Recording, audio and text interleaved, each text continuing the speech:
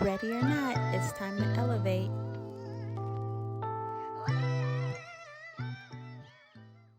All right, we are back. Thank you, everyone, for coming back and joining us at Elevate with Antoinette.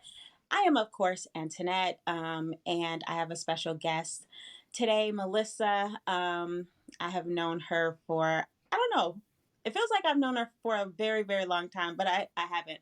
But I think it's because we have so much in common and have so much to talk about. And I learned from her, and I hope she learns from me, but I'm not for sure about that. I definitely learned from her. So we're going to talk about perfectionism, and how you can elevate from there and how it's stalling you from elevation. But before we get into that, I'm going to have Melissa introduce herself. Go ahead. Hi, I am Melissa Sebastian. I am on this podcast. I asked you to put your title, and I thought, I took that really seriously for a second. So I was like, what do I want to put first?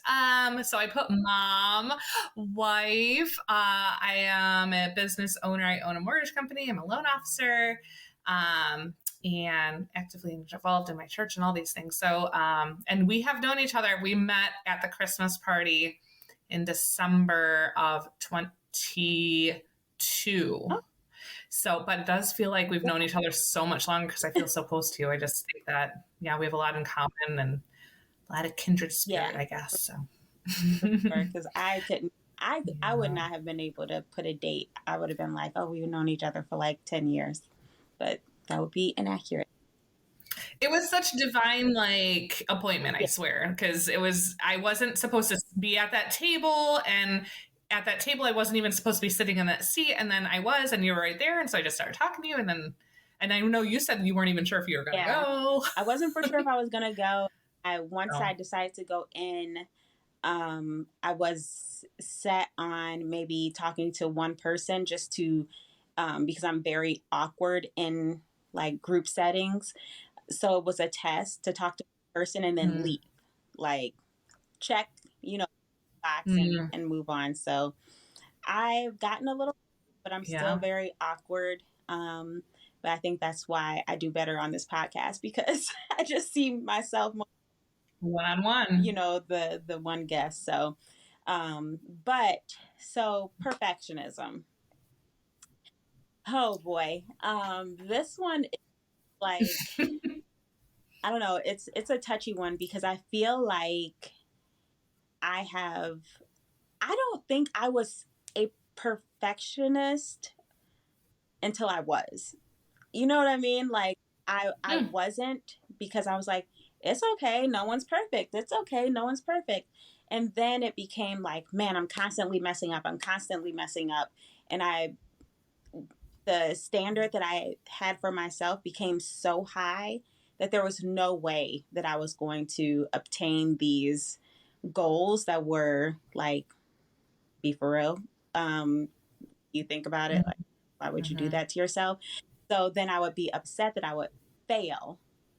And then I would either be so upset at myself and just downing myself, negative thoughts. Or I would completely just, I would shut down and say, well, clearly I can't do this. So I'm not going to do it. I'll just move on. I'll try something else. And then the next thing that I tried, again, the bar would be set so high when I need to have the bar down here because I'm at beginning status, but I would have it up here as a professional and not make the mark. And so it would be a constant over and over and over until, I realized, man, I'm setting myself up for failure over and over again, So thankfully, I'm not there anymore. I'm back to where I was. But what do you think? What is your idea of perfectionism? Yeah, I definitely think that I feel like I've always been I have always been a perfectionist in the past. It's past tense, not present. I am not currently. I don't think I am, or I am recovering, like we kind of talked about before, recovering perfectionist.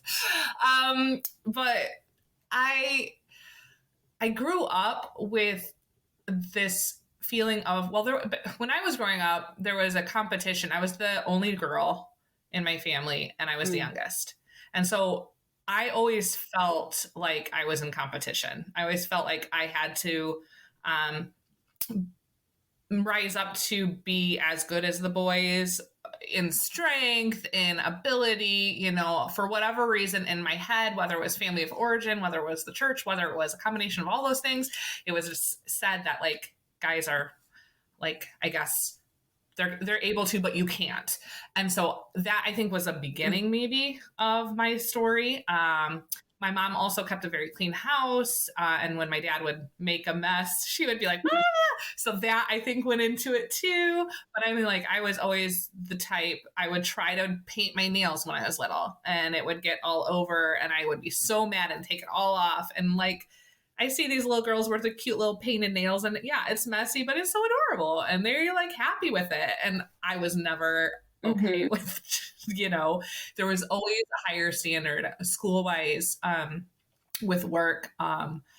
I like expected to get A's and B's. C's were Yeah, like horrible to me. Um, I don't know, just had high standards for myself at all times to try and be the best or whatever at everything. Um, and I think it caused a lot of a lack of yeah, joy in life. It was goal oriented instead of like the process, enjoying the process or the journey.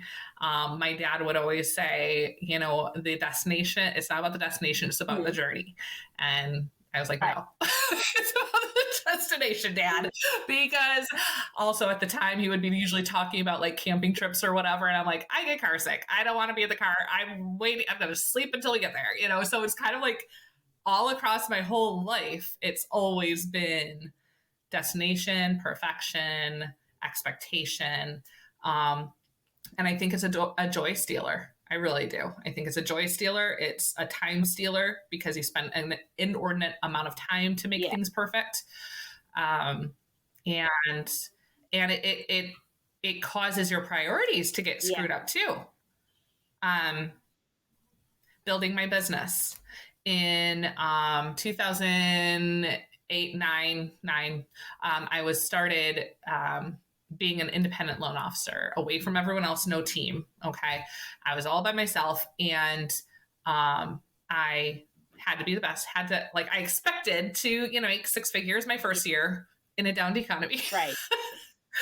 I set that high, unrealistic goal, like you talked about, and I pushed so hard. I can tell you, like, I don't remember Christmas. I don't remember. I mean, I was always gone, like grinding, and I lost sight of my priorities, which to me now, looking back, I'm like, oh, my baby is Yeah, 17 years old. I'm just like, to do it over again, right? I mean, yes, the work I did help build where I'm at now, but would I have done it the same? I don't think yeah. so.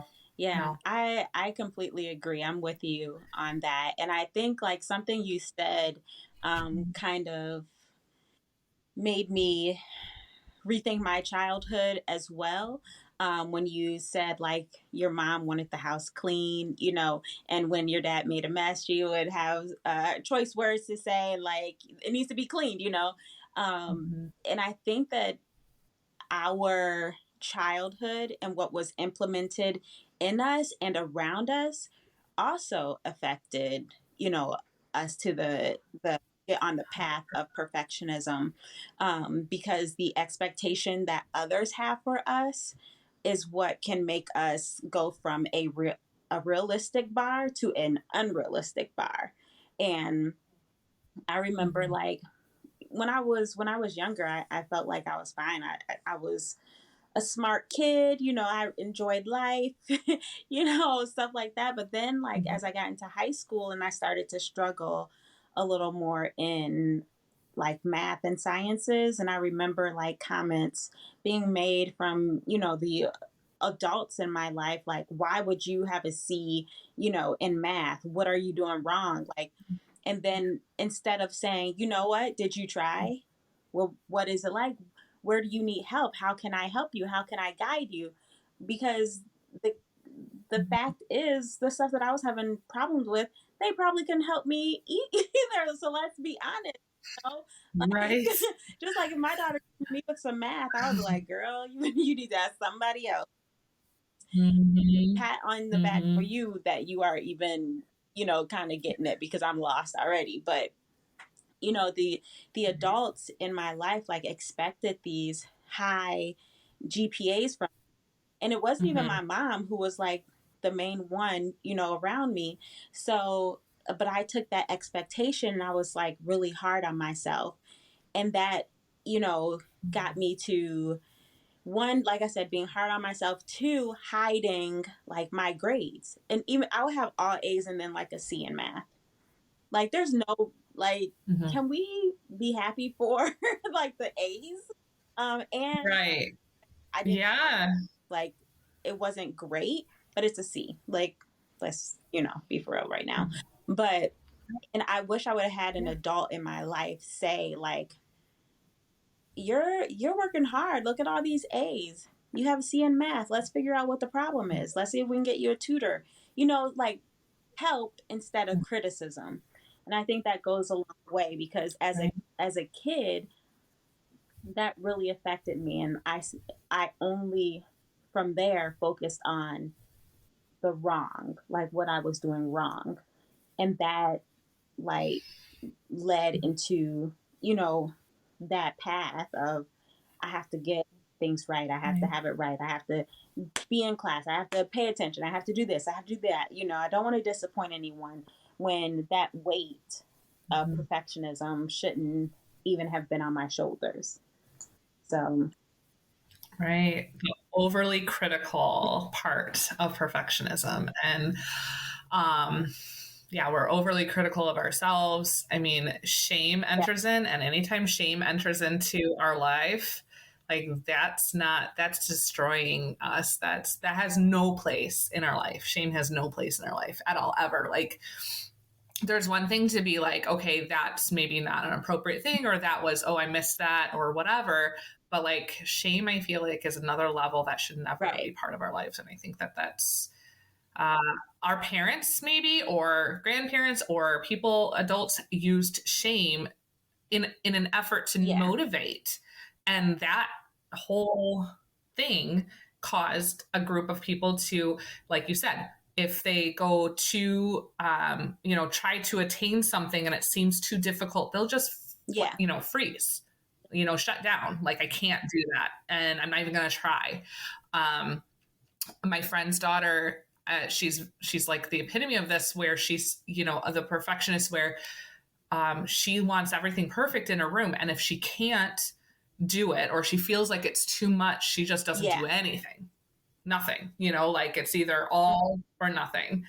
But like going off of what you said about our, like how we're raised and our adults in our life, I was Mhm. that mom. Sadly, I was that Yeah. perfectionist mom. So to the point where like um I'm taking my kindergartner's like project and help and cutting around, like this is one of the things he needs to do Yeah. to learn fine motor skills, and I'm like, oh, here, I'll help you. Like, what? Like, why did I do that? The science projects, right? How many of those science projects did you go see and you're like, mm-mm, that kid didn't do that, that That was was not any child that did that, that was definitely an the adult. parents' work. Yep. That was me, because I was scared to have my Yeah. kids fail. I wanted to be the perfect mom Mhm. too. And it made me want to make sure my kids didn't, and I thought being the perfect mom meant I don't I help my children Yeah. so they don't fail. I want them to succeed. We all want our kids to succeed. But part of succeeding, like what is success then, right? Let's Yeah. redefine that. Right. Succeeding is Yeah. learning. Yeah. It's not getting everything Yeah. perfect, it's learning. When you do fail, that you learn from your failure. You're not trying to be Yeah. And perfect. getting back up too. You fail, you fall, and get back up and do it. Oh yeah. So, Yes, yes. One other funny not funny story. My firstborn my firstborn was 1.5. And he's playing in his, playroom, and then going into the living room with his toys and just, getting one Mhm. thing after another. He's little. I I was going literally behind him, picking up the toy that he was left behind and putting it away, and then picking up the next toy. I literally did that for, I want to say, 30 minutes. That was my life for 30 minutes, just picking up things. He went on to the next thing, and I'd pick up and I stopped myself and I'm like, what am I Yeah. doing? Like, I'm literally spending Yeah. my life doing something that's so not needed. Like, why am I doing this? I don't have guests coming over. I don't have any reason to be doing this. It's that drive to have things perfect No for no reason. Right. reason. No reason at all. Um, and just realizing at that point, that was part of my deconstruction, if you will, from Mhm. perfectionism. It was like the beginning of my, like, oh, Right. that's not good. Like, I should probably stop doing that and just Yeah. let him be Yeah. and wait and Yeah. clean it up later.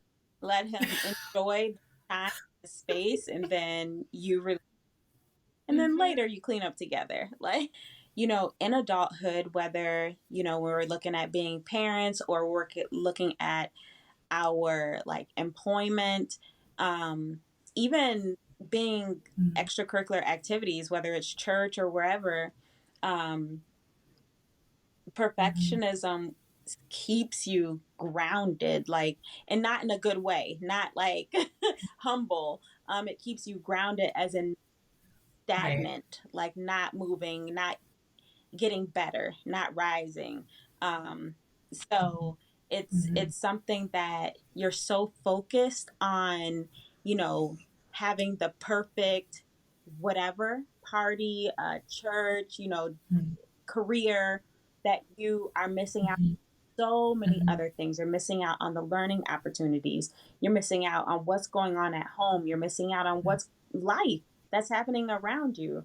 And I think like it's just killing the joy that you could be having because you're so focused on this Mm-hmm. one thing that needs to be perfect that it's like, well, you could have been enjoying your kids. That could have elevated you. That could Mm-hmm. have brought Sit back and joy. watch instead Yeah, of picking yeah, up. yeah.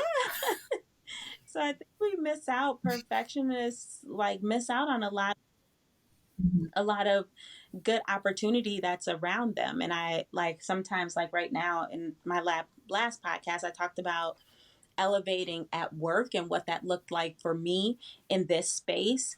And at the same time, like I get on myself because I see other people like, oh, I got a new client today. And I'm like, I made all these Mhm. phone calls and everyone, Mhm. said no thank you or hung up on me. How did then I'm so focused Right. on what they got and what I didn't receive that I am missing out on in the next opportunity. So I think that's very similar to Yeah. where perfectionism kind of puts me in a place of like looking at what other people have that I don't have. And it makes me want to like get so laser focused that I'm missing out on the learning. Like, teach me. How did you, Yeah. you know? Yeah. No. Just staying focused in the lane that God put you in for your time, and staying focused on the things He wants you to do. But again, not being mono focused on, okay, I have to have this kind of success based on what I hear other people have had, and just trying to Yeah. breathe. Honestly, the number one thing, when I feel myself getting like that, like just getting worked up, or even when I notice I'm ignoring Hmm. everything around me because I'm so mono focused to get everything done perfectly. When something will happen where I'll be like, oh my goodness, before I knew it, it's 2 hours past and I've been focused so much, which again has its place, but at the same time, if it's your priorities can be screwed up there, and if you're so focused on getting everything perfectly right instead of like, this is fine, this is good, it's whatever, you miss out on, okay, my kid just left and I didn't say goodbye to him, or my, whatever happened, like things happen in your life. Another interesting example, it was Christmas, my first Christmas at my new house. And oh man, did perfectionist Melissa come into play Yeah. in a big way. Like I had everything set out, and I'm like, go, go, go. My family's coming in and I'm just like, do you have this? Do you want this? Da, da, perfect hostess, all the stuff. And I just remember dinner was getting ready and I had help. It wasn't like I was doing it alone as far as dinner goes, but Yeah. it was my house and I'm, everything. And I just remember so thankful for my stepsister, and she stops me at, like, I'm in the kitchen facing the dining room with it's beautiful, all set up and everything. And she stops me and she's like, okay, wait, stop for a second. Cause I'm like Yeah. doing my thing, and she's like, stop for a second. She's like, breathe and look and take in this moment. Kid you not, like I just start crying, like, because it's like a release of that pent up expectation that I put on myself, that whatever it's from, realizing, oh, yeah, this Yeah. is family. This is time together. This is Yeah. the point Yeah. of today, not the perfect dishes and the perfect meal and Yeah. all the perfect things, Yeah, you because at the know? end of the day, the family's going to remember that time that they spent together. You know, that's what's be like a core Yeah. memory. Yeah. And I think that you brought up a couple of Mm-hmm. really good points. One is when you said like perfectionist Melissa like came in. I think that we one need to realize that we all have that. You don't have to be labeled a perfectionist to not have those times of, you just really want everything to be perfect. Um, and thankfully, like your sister was there to say, hey, I see you, calm down, like let's take this in, Mm-hmm. breathe, Right. because not a lot of people have that person that can slow them down and have them breathe and take in that moment. Um, Sometimes that person has to be yourself, and I think that that is difficult, um, a difficult situation, um, especially if you're not self-aware, of what you're doing. So I think that's Mm-hmm. one thing. Like when I pray, I say, Lord, show me me, because we can always go Yeah. into the attitude of this person did that, this person did this, and you never see what you did. And even when you're in perfectionist Mm-hmm. mode, you don't see what you're doing, you don't see what you're missing, you don't see any of it. And if someone screws your perfect space up, then you're really going to be heated, and you really Right. you miss the point of everything around you. So I think that that's Mm-hmm. one thing that I would absolutely recommend for every single person. Even if you're a person that doesn't usually have a lot of people around you, you should have like that one person that can be real with you, that sees you, and can, Mm-hmm. hey, Mm-hmm. you need to calm it Yeah. Snap out of it. down a couple. Yeah, but I like what you said about it. Sometimes it has to be yourself. And the fact that you pray about that, because to me, I think, like I was saying, sometimes I'll be working and so mono focused that I'm missing out on life. And work, there is a place, like the Bible talks about, there's a Yep. time, there's a place for everything, right? And so I'm not saying it's bad to be focused on work for several hours. That's okay. But like just you said it, being aware of yourself. And I really think Holy Spirit really helps me, like, will all of a sudden bring something to my mind, like, hey, should you be checking on your Right. son? Hey, should you be checking on your Right. daughter? Like, it's random. I'll be like doing my thing, and then so I'm thankful. I truly believe it's Holy Spirit that brings those things to my mind, and I'll check, and sure enough, they were trying to Yeah. get a hold of me, and I had ignored the call or whatever it was, or it was on silent accidentally from before or whatever. So yeah, I definitely I appreciate that, that self-awareness, that Holy Spirit, like bringing up Yeah. things in your mind to redirect you in the direction you need to be Yeah. going It's at so that important moment. to have that connection. So, And even if you like don't have that connection, is there someone in your life that does? Because you need it somehow, yeah. some shape or form. Yep. It needs to be done to do Yep. in a space of, you know, elevation, healing, and like reality. Because Mhm. Mhm. perfectionism is not reality. You cannot meet, hit that bar that's so high that you can't even see it. You know? Right. And I think Right. that it's just something that we, especially women, we constantly do to ourselves. Um, and I just hate that Yeah. for us. I just really do. I think that a lot of that, like you and I are church people, grew up in the church, went to church, all that fun stuff, and I think a lot of that stuff is like, this is your Yeah, Proverbs yeah, 31 woman, this is your perfectionist, this is what you've got to look like, and if you don't yep, measure up, yeah, you're yeah, not doing good. And I think I think that has a lot to do with it, right? When we look at these things that we're to be. And I just read this quote, and if I can hopefully quote it right, it was saying something like, the biggest breakthrough in life was when I realized my responsibility is to bear fruit, not produce mm, it. So in that case, when we're talking about church yeah, and our faith, and the Proverbs 31 women, um, we are not to look like a Proverbs 31 woman in our own yeah, strength and abilities.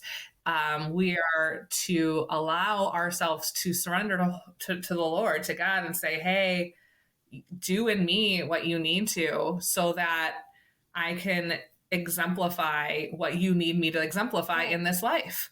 What do you need me to look like personally right now? What do you need from me? And like allowing him to do that through us, in us and through us, so that it's not like me trying to do all the things and um, yeah, pretending, basically pretending everything's okay, pretending yeah. I'm peaceful and whatever, all those things, because that's not going to help anyone. It doesn't help me.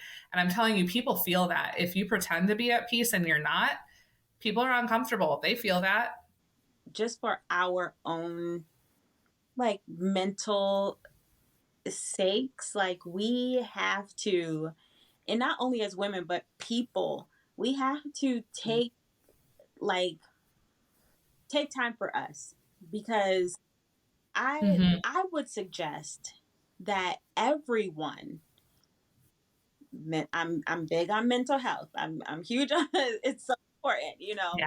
But like one thing Yes. for me, it's like at the end of the day, is my checklist done?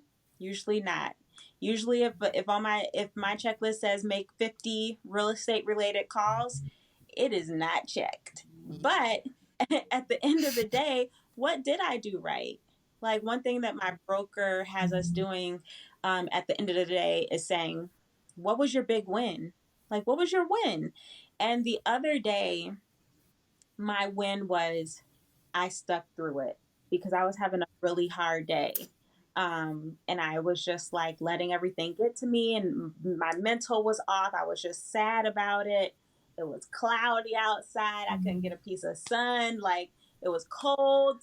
Just nothing from the weather to my attitude to my stomach was hurting. Just I couldn't win. So I it's funny, I like on your if you have an iPhone, you can set your like screensaver to change. So I set mine to animals, and it changed every. The only animal on my phone is my dog. Of So course. every hour, it was a different picture of my dog, and yes, I do have many pictures of my dog. It was probably a different picture for 3 days, but it was like that. That helped me change my mentality. So, yes, the goal was 50 Mhm. calls, but me changing my mentality a little bit, my goal went to pick up the phone and make a call. Okay, you made a call. Yeah. Good job. So at the end of the Yeah. day, my win was simply pushing through the day. I didn't go home. I didn't like Mm-hmm. give up. And that was my win. Mm-hmm. And I was proud of myself. But I think like the younger me would have been stuck because I didn't meet my goal. And sometimes even the goal that you don't think is that big, and you don't meet it, you get so hard on yourself. But every day is different, and you have to give yourself some grace. Just like, usually we give other people grace and we don't give ourselves that. And we really, really need to step back and say, what am I doing right? Okay, that's gonna have That's good. I really like that. yeah, What am I and that's doing gonna have right? to for the next That's hour. And then that, even if you have to do it every mm-hmm. hour, okay, what did I do right? I ate lunch. All right, because usually if Mm-hmm. I'm sad, I won't eat. So I ate lunch. Bam, let's go. you know, what That's next? good. Sometimes we have to give ourselves those gold stars, That like grace. in kindergarten, the Mm-hmm. teacher give you gold star. Like sometimes, There sometimes you go. else. You know what I'll do? I'll do lists like Mm-hmm, your list 50. But if I only made mm-hmm. 5, I'll cross off 50. I'll put 5 and I'll check it off. Like that's what I did. Yeah, Check. I love lists because they make me feel accomplished. And if I didn't do the thing I wanted to do, but I did a thing that's not on my list, I add that to the list and I check off that thing because it is a confidence booster. yeah, Like I did it. I yeah. did something else that is helpful and Mhm. it's encouraging, just like you said. What did you do right? I really like that outlook. I think Yeah. that's fabulous. Yeah. That's really good. Sometimes our schedules Yeah. change and it's like, okay, I didn't get the 50 calls before I left the office at 2 o'clock. Maybe I got 20. Can I do Mm-hmm. 30 at 6 o'clock Mm-hmm. before everyone's sitting down and eating and ready to like yell at me for calling their phone? Maybe my goal is Right. not getting cussed out today. Right. Right, right. My goal that I reached was I didn't freak out because I didn't get Yeah, 50. right. There you Like, go. yourself some grace and like that perfectionist Yes. in you and say the world is not going to end because you didn't fill in the blank. Right, right. So good, so good. Giving ourselves grace and space and taking time out. Um, that's like you said in the beginning of what you were just saying. I like that was taking a time out for yourself too. Making sure that